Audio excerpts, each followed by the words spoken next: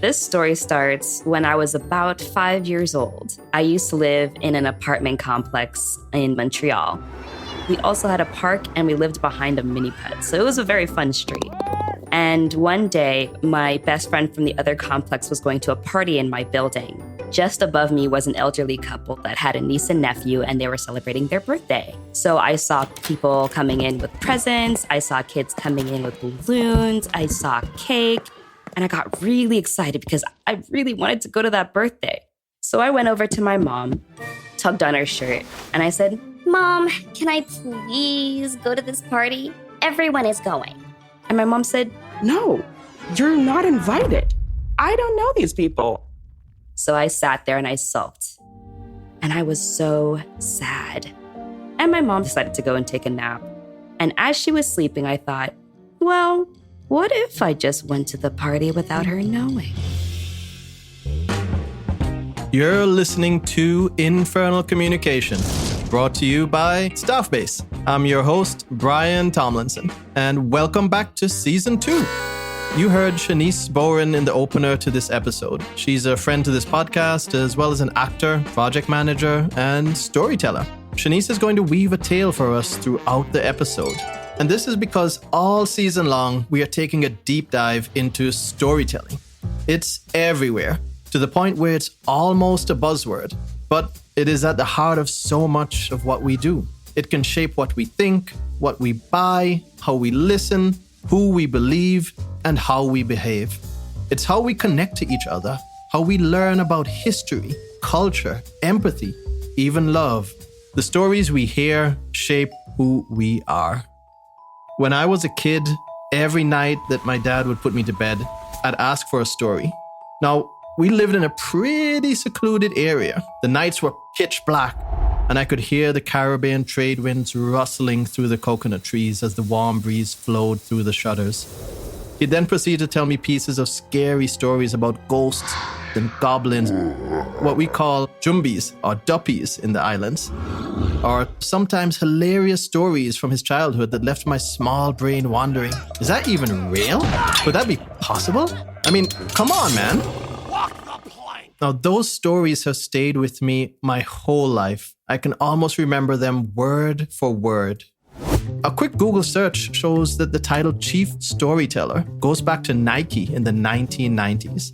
But I guess a better example of that is the Epic of Gilgamesh, an ancient poem from Mesopotamia that dates back to around 2100 BC.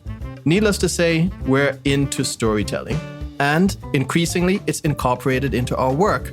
Get this, a fact wrapped in a story is 22 times more memorable than the mere pronouncement of that fact, according to the cognitive psychologist Jerome Bruner. Our message can be 22 times more memorable if we just give it a good backstory. I'd call that a pretty good return on investment. To get a sense of what a good story is, why they're important, and how we as communicators can tell them better, we brought in a true expert. I mean, the truth is I don't really like sweets, so I don't hate any of them. I just don't gravitate towards them. Now, that controversial opinion belongs to storyteller extraordinaire Kate Tellers.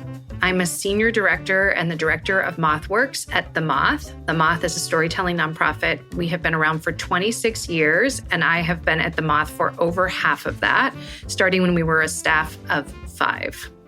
If you are listening to this podcast, there's a very good chance you've also listened to the Moth podcast. It's huge, as in 100 million annual downloads huge. It features storytellers from all walks of life. I'm talking astronauts, students, a dental hygienist, a hot dog eating champion. Aside from the podcast, there are books, workshops, live storytelling events, a radio hour, a game. They have their bases covered. So Kate knows what she's doing. Let's hear her story. I started my early career as an actor, but when I was in college, I got a degree in drama and anthropology because I was always very interested in the authentic representation of people on stage. Having no idea that storytelling was, or that the Moth existed when I was in college, I had no idea of any of that. Kate moved to New York to be an actor. She took every job that came her way, even if it was playing the part of a reindeer in a Chinatown basement. She delved into comedy, but didn't love the back and forth of she tells a joke, you laugh, repeat. She didn't find any of it particularly fulfilling. At the same time, my mother was passing away, and she ultimately did pass away. And the loss of her made me think a lot about legacy, about what we leave behind, about how I'm living my everyday. And I didn't want to live my everyday kind of exactly in the way that I was doing it. So I went on a sort of quest, unbeknownst to me, where I was like working at temp jobs to support my acting career. And I heard a story from the Moth on This American Life. This was before we had a podcast or a radio program, and I loved it. And then I went to an event. At the end, they said there's a live event, and I went. It was at the Nuyorican Poetry Cafe on the Lower East Side. There was a line of hundreds of people, and I went in and sat down, and 3 stories in, I was completely hooked because it was that thing that I'd been looking for, the connection between the person on stage and the person in the audience, and that interchange and give and take. And in all of the shows I'd been to or been in, either on stage or in the audience, I'd never found something that felt so connected in the room. So I knocked on the door, and my first job was as the podcast intern. I edited the first few episodes of the podcast in the free software GarageBand. And we went to #1 on iTunes. iTunes, GarageBand, those take me back. Kate was hooked, and storytelling has given her a long and fulfilling career. But what is it about sharing that makes it so appealing? Getting up in front of strangers to say personal things about ourselves is not what most people consider a good time. And Kate gets that, but it's important to push through the discomfort. I'll start with myself personally. The story about my mom, I mean, that was like the most life-changing, devastating experience of my life. And I think sometimes we just want to tell a story to make a record of it. Like, it elevates its importance if it can be heard and shared and remembered. And I think, when I go back to the night that my mother passed away, like the big moment for me was afterwards when my whole family was there and we were just telling stories about her. And I was like, this is all that we have now. And I think for a lot of us, it's just that idea of creating a record and connecting with people through that record. And at the Moth, we talk about the diversity and the commonality of the human experience. And I think while many people haven't been through many of the experiences that they hear at the Moth, there's a core of humanity and like relatable experience or relatable emotion. And it feels really good to say to someone, this happened to me, and to be able to hear them say, I felt that way too. Or on the opposite end, I've never thought about things in this way, and your experience has introduced me to a life or a person that I never would have met before. And for Kate, it was a way of keeping her mother with her. So when we were sitting in my mother's apartment after my mother had passed away, the one thing that my aunt told me when we were sharing stories is she said, I remember, she said, your mother loved you so much. And she said, I remember when you and your sister were kids, we would all be gathered together and all the adults would be talking and she would be rolling on the floor with you kids. Like, she wanted to be with you. And of course, that means a lot to, when you've just lost your mother, to know how much you were loved. And I remember thinking about that. And then ultimately, when I did go on to have children, allowing that to inform the way that I parented, because she couldn't be there to help me. And I want to be the parent that rolls on the floor and that creates these memories for my children and is able to express love in that big sort of, maybe unconventional way. On the larger stage, the Moth has introduced me to people who I never would have met before and experiences that I never would have understood. And it's one thing to read about the civil rights movement in a history book. It's another to hear a story from someone who lived and marched through it. It's one thing to understand that we live in a world with people who have very different upbringings and challenges. It's another to hear that from their own point of view and to challenge the dominant narratives that we've all sort of been fed, and to do that in a really personal and human way. One story profoundly affected the way Kate raised her daughter. That's a powerful thing. Let's check back in with Shanice. So, as my mom slept on the couch, I hatched a plan. I went to the front door and I carefully opened it and snuck on through. I raced up the stairs and knocked on the birthday party door. And they said, come on in. And I was so excited. There was the beautiful cake. There was a piñata that I didn't know was there. And the presents. Everybody was having so much fun. And I thought, yes, I'm finally in the party. Meanwhile, as I'm enjoying myself upstairs, my mom wakes up from her nap and notices the apartment is awfully quiet. Shanice? No answer. She goes over to my bedroom. Shanice! There's no one there. She runs outside and calls my name. Shanice! She walks down the street to the park. Shanice! As she looks frantically, she sees a police officer and she runs over. Hi, I'm so sorry. I don't mean to bother you, but please help me find my missing kid. It's been an hour. I can't find her. And this started the mad dash to find 5-year-old me. Ooh, Shanice, you may be in some trouble now. Have you ever played Arm's Reach Show and Tell? It's a team building game that you play over Zoom. The idea is that you have to grab something within reach of where you're sitting and present it to your group. People can grab the most mundane trinket, yet tell the most fascinating story about it. Kind of like my favorite coffee mug here that I literally drove to Denmark to get. They say every person has a story, but Arm's Reach Show and Tell demonstrates that nearly every object has a story. Then we have books, movies, brands, and of course, podcasts. Stories are everywhere around us, but some are better than others. And telling them is a skill that can be learned and developed. So, what makes a good story? Well, I think, fundamentally, a great story is a story that a storyteller cares about. It's an experience that you care about. My first main stage story was about this huge life-changing experience, but it doesn't have to be that. There's amazing stories about, making a cup of coffee, sharing a Kit Kat bar, things like that if you care, the audience cares.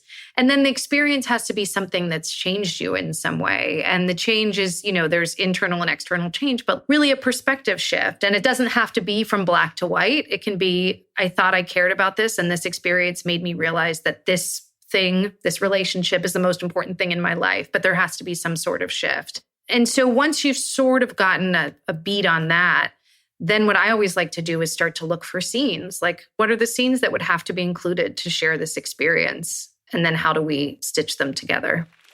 The Moth storytelling sessions are held in front of an audience. So not only does the presenter have to master their story, they need to take it to the stage without notes. We meet people where they are, but before they take the main stage, we work with them in a series of sessions back and forth. Sometimes it'll be a couple of weeks, sometimes a couple of months, couple of years, on and off. We call it, we're cooking a story with someone. For some people, it's about feeling like they have a story. For some people, it's really making them comfortable with the fact that they may have never been on a stage and are now going to be sharing a piece of their life for 2,700 people. For some people that are writers, it's trying to get them off of the page. It's all sorts of stuff. Right before they go on, like a great thing to remember right before a storyteller takes the stage is that this is your life. And so there's no way that you can get it wrong. And the audience wants to know who you are and is with you. So we've had storytellers who have blanked or who've tripped on a word, who've been overwhelmed with emotion. And the audience is just there at the edge of their seats waiting. Sometimes they'll clap, sometimes they'll cheer to get someone back. So there's no way to screw it up as long as you know what happened next. And who knows your story better than you? So we've established that there are a lot of stories out there. How does Kate decide which ones make it to the stage? Yeah, so we find our storytellers in a number of ways. We have a pitch line that anyone can call and do a pitch of their story. We have an open mic storytelling series. So this is where people come and throw their name in the hat and share a story. For example, I'm directing our first show in Wilmington, Delaware. So I just have people on the ground being like, who are the interesting people in Wilmington? Do they have a story to tell, et cetera? But what ultimately elevates the story to the stage is the things that I talked about before. The storyteller needs to care deeply about their story. There needs to be a moment of change. But we're also always looking for voices that we haven't and narratives that we haven't heard before. So what that means sometimes is someone might come to us with like a really compelling story, but we've recently had a couple of those. And so we have to say like, not now. Even though you probably would hear it and hear about it wonderfully, but we're looking for an element of freshness. So when we cast a show, we may say, well, we already really have one lighthearted story about this sort of thing. So we want kind of a gut punch to complement that. And we want, there's like all of that goes into putting a show together. So having a quote, great story is the beginning, but then there's all of these other little things that need to kind of match up, which is why sometimes we'll talk to someone and we won't cast them for another year or 2 years or something, because we have to find the right spot. So we all have these stories. Which one do we tell? Do you want to hear about the night I got on the wrong bus and went joyriding to all sorts of crazy places, only to get home at 3 a.m. to find my mom sitting in the dark of our kitchen? You're in so much trouble, young man! Or maybe the night I got lost in a nightclub my first weekend in a new country. Do we even know which of our stories is the best? Kate says the cream eventually rises to the top, but it can take some prodding. When I hang up the phone with them, like, what's a detail that this one really stuck with me? And then you kind of like follow that line of questions. And it's happened to me on both sides, both as a storyteller or as a director, where someone will say, I want to tell the story about X. And then we'll start talking and I'll start asking questions. And, that really sounds like a lot of what you were talking about with this other part of your life.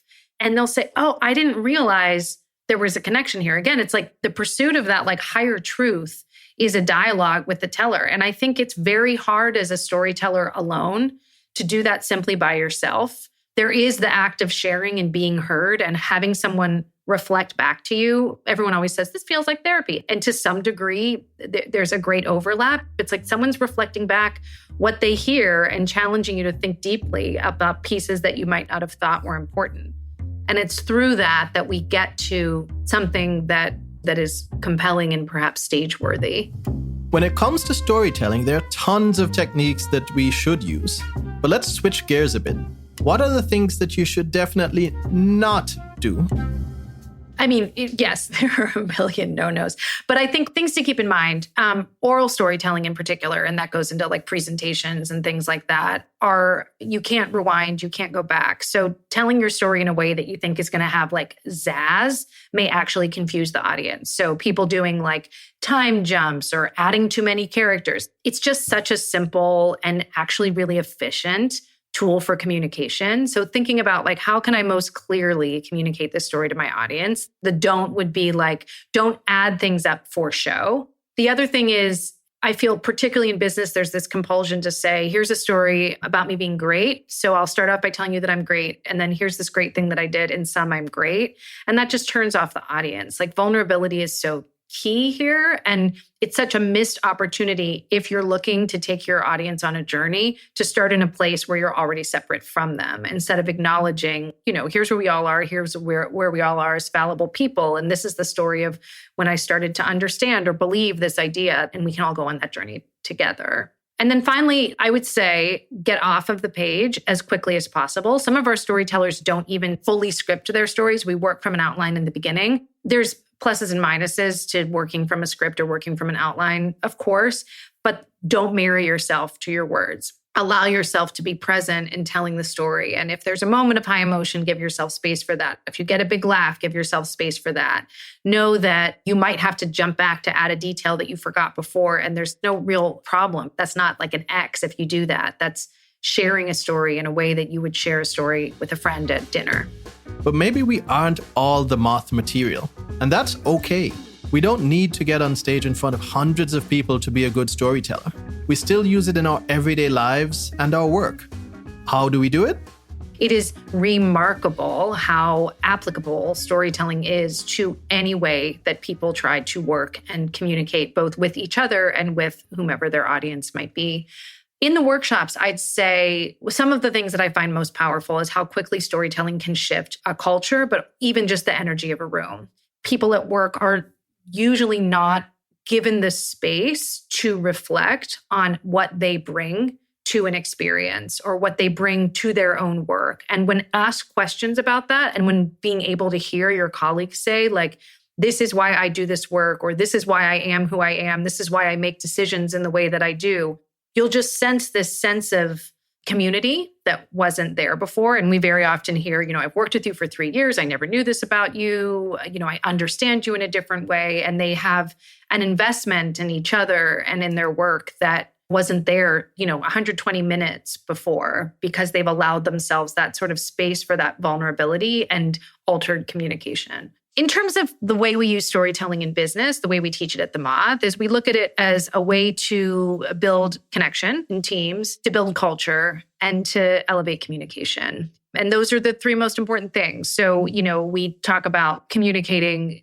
and making that human connection that I've been talking about, both from a cultural and a team building perspective, but also how do you take like the data and the more boring things that you typically need to communicate in business and find a story that connects to that or that can weave through that and look for what the story is of the technical pieces that you're attempting to communicate.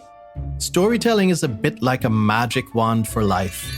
We wave it and it helps us express ourselves, inspires us to elevate our work, better connect with the people we care about, and help us fine-tune our internal compass. But as good old Uncle Ben said, with great power comes great responsibility. I think we can craft a story to manipulate, or we can tell a compelling story to connect. And I obviously fall on the latter. So to me, like the cornerstone of that is, well, what is true? And what truth are we clearly communicating to the audiences that we wish to communicate with? And technically, storytelling is the intentional ordering of information. So of course, we can craft a narrative that communicates something untrue or manipulative. I don't believe that's the better story. I feel like people can sense what is untrue or when they're being manipulated. But I also don't believe in using story for that. Even there's like the artistic and then there's the ethical element. And both of those things, I think, really come to play. So I think storytelling is a really, really valuable tool in business for sure. But I'm always going to fall on what is true and how do we tell that truth in a compelling way. I find the beauty of storytelling is that it is such an accessible art form, and you excel at it when you are yourself. When it's all said and done, storytelling is just the intentional ordering of information. Kind of like arranging puzzle pieces in just the right way. But that's a simple explanation of what can be a complicated craft. In truth, it can be a bit tricky. It comes so naturally to some of us, yet for others, it takes a lot more effort. But the things to keep in mind are authenticity, vulnerability, and honesty. Storytelling is at its best when it's used to bring us together, when we approach it from a place of connection. But wait, before we go, what about little Shanice? The last time we heard from her, she was having a blast at her upstairs neighbor's party, while her mother frantically searched for her with the police. Let's hear how that went. Okay, so back at the party, I was having the time of my life. We were opening up the piñata and we're just finishing eating all the candy. The music was so loud, and it's finally time for my favorite part, the cake. The adults start lighting the candles and the kids start to gather around when I realize, I kind of have to go to the bathroom. So I go in and I do my business. But in the bathroom, I hear stomping up the stairs and bang, bang, bang. I could hear the party stop. Everyone is silent, and I start to get a little bit worried. Hi, sorry to bother you guys, but we're looking for Shanice Barron. I opened the bathroom door and looked to see a party of people staring at me coming out the bathroom with a very large police officer just behind them. Hi, I'm Shanice. Well, your mother's been looking for you. Can you come with us? And that's when my heart started to sink. I knew then I'm in trouble. And so I followed these police officers down the stairs to my mom, as angry as I've ever seen her. Thank you so much for returning her. And she closes the door. Shanice, I can't believe you did that. I've been looking everywhere for you. Do you know you could get kidnapped?